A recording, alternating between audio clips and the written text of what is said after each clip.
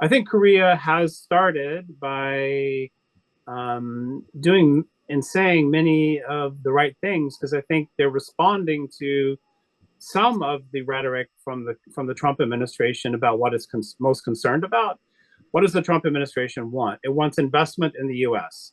So some Korean companies have announced major new investments in the United States.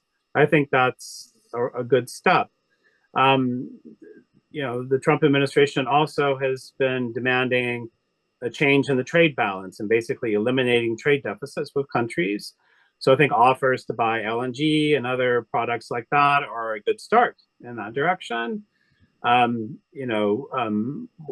think the Trump administration is also very concerned about tariff diversion, or basically Chinese goods coming from China going to a third country, changing the label to say made in the third country, and then shipping it to the US to avoid the tariff between the US and China.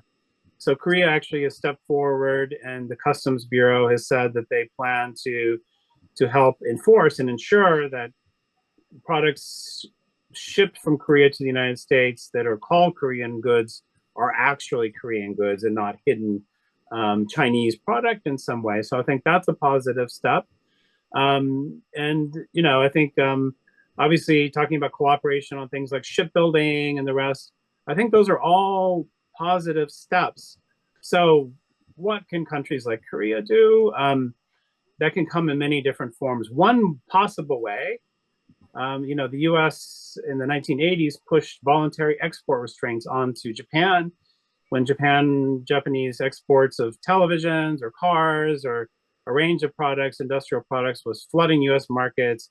The Reagan administration at the time responded by insisting Japan limit those exports by a certain degree voluntarily, so that they wouldn't wipe out US industry, basically. And I think there actually could be a role for Chorus in here.